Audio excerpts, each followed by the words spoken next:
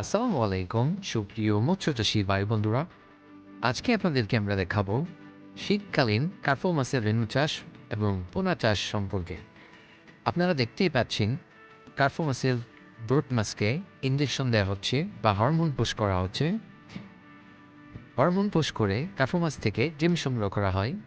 আপনারা দেখতেই পাচ্ছেন হ্যাচিং বোতলে ডিমগুলো ফোটানো হচ্ছে। ডিম ফুটে পরবর্তী ধাপে এরকম রেণু উৎপাদন করা হয়। রেণু চাষ অত্যন্ত লাভজনক। আপনারা চাইলে সঠিক পদ্ধতিতে পুকুর প্রস্তুত করে রেণু চাষ করতে পারেন। এগুলো ১ কেজিতে ১.৫ লাখ থেকে ২ লাখ পোনা পাওয়া যায়। রেণু চাষ খুবই লাভজনক। এছাড়াও এখন কার্পো মাছের পোনাও খুব লাভজনক উপায়ে চাষ করা যায়, কারণ কার্পো মাছ চাষে অতিরিক্ত কোনো খাবার দিতে হয় না। কার্পো মাছ মূলত পুকুরে থাকা কাদামাটি খেয়ে বড় হয়। কার্পো মাছ ৫ থেকে ৬ মাসে বাজারজাত করা যায়।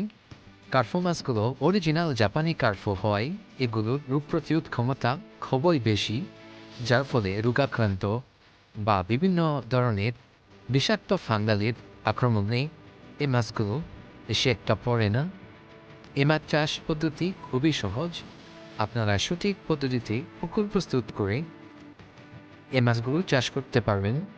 কার্পো মাছ চাষ খুবই সহজ এবং খুবই সুবিধাজনক। আপনারা চাইলে কম বাজেটে জাপানি কার্পো চাষ করতে পারেন। কার্পো মাছ বাজার চাহিদা সম্পন্ন একটি মাছ। আপনারা চাইলে আমাদের কাছ থেকে কার্পো মাছের রেণু ও পোনা নিয়ে চাষ করতে পারবেন। আমরা অক্সিজেন দিয়ে প্যাকেট করে ১০০% নিরাপদভাবে বাংলাদেশের ৬৪ জেলাতে ডেলিভারি দিয়ে থাকি, যার ফলে পোনা মারা যায় না বা কোনো ক্ষয়ক্ষতি হয় না। ভিডিওটি ভালো লাগলে চ্যানেলটি সাবস্ক্রাইব করে রাখুন। পরবর্তী আরও নতুন নতুন ভিডিও পেতে আমাদের সাথে লাইক কমেন্ট করে যুক্ত থাকুন। ধন্যবাদ।